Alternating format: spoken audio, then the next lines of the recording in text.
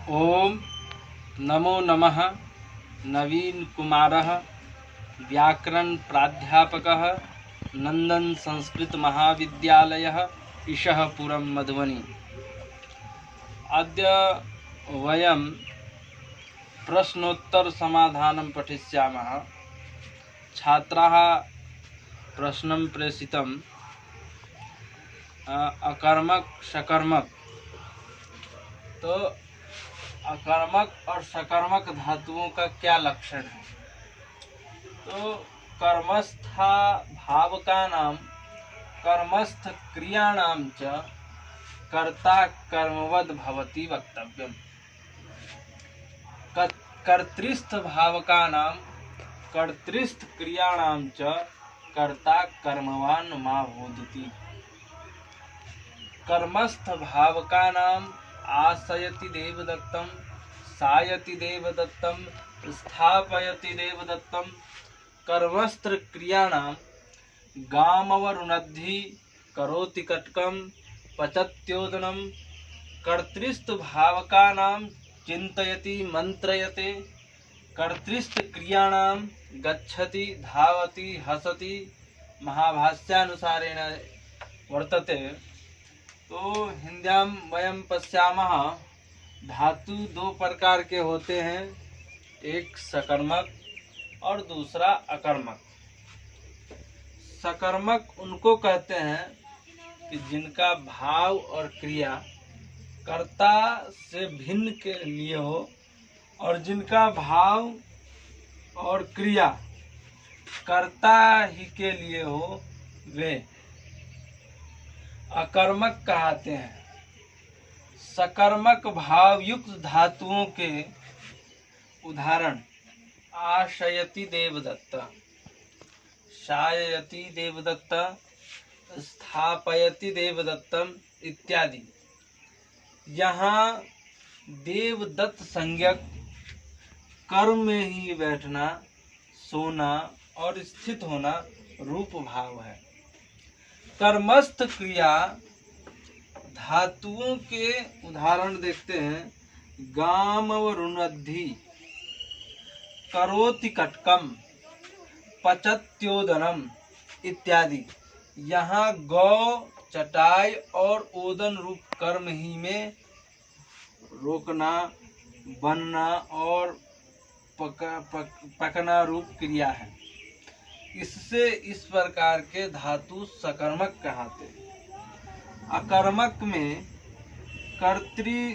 कर्तृस्थ भावक धातुओं के उदाहरण देवदत्तस् चिंतयति, मंत्रयते अस्ति, भवति, तिष्ठति, आस्ते च इत्यादि।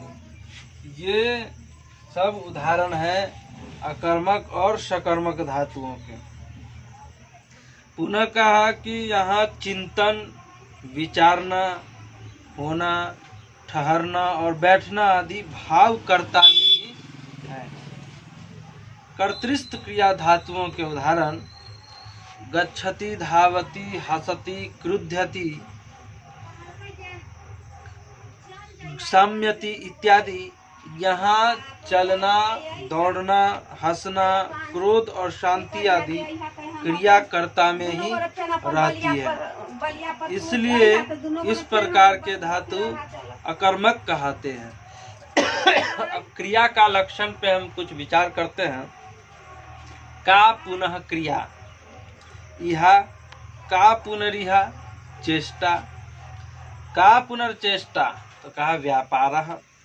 सर्वथा भावं शब्दैरेव शब्दान व्याचष्टे न किंची तदर्थम जातम। निदर्शवत्येवाजित्याक क्रियेति क्रिया नामे मत्यंत परिदृष्टः अशक्या पिंडीभूता निदर्शयितुम। यथा गर्भो निर्लुण्ठितः सा आसवनुमानगम्या को सावनुमानः। तो इह सर्वेषु साधनेषु सन्निहितेषु यदा पचत्येद भवति सा नूनम क्रिया। अथवा यया देवदत्त इह भूत्वा पाटलिपुत्रे भवति सा नूनम क्रिया। कहा इस सकर्मक और अकर्मक धातुओं की व्यवस्था कई प्रकार से समझी जाती है। मुख्य तो यही है कि जिस प्रकरण में प्रयुक्त किया हो उसका अर्थ किसी कर्म के साथ संभवित हो तो सकर्मक, नहीं तो अकर्मक। और जो धातु सकर्मक हैं वे ही कभी देश काल और वस्तु के भेद से अकर्मक और अकर्मक सकर्मक भी हो जाते हैं। और जितने धातु अकर्मक हैं वे सब किसी पदार्थ के आश्रय से सकर्मक हो जाता है। जैसे अध्वानमास्ते, यहाँ आस धातु अकर्मक है। क्या आस धातु अकर्मक है? इसका मार्ग ही कर्म हो जाता है। इस प्रकरण को कारकीय ग्रंथ के कर्म प्रकरण से भी लिख चुके हैं, अर्थात जिस जिस किस कर्म संज्ञा हो वहाँ कर दी जाती है। धातु के साथ संभव हो उसको सकर्मक और अकर्मक जानने चाहिए। अब ये तो सकर्मक और अकर्मक को, अब क्रिया को थोड़ा हिंदी में जान लेते हैं।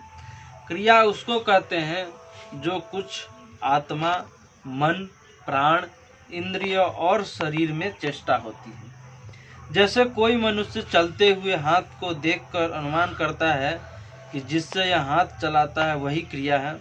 जो अनुमान से जानने योग्य है वह आँख आदि इंद्रियों को ग्रहण करने में कैसे आ सकती है, किंतु विज्ञान ही दिखलाई देती है।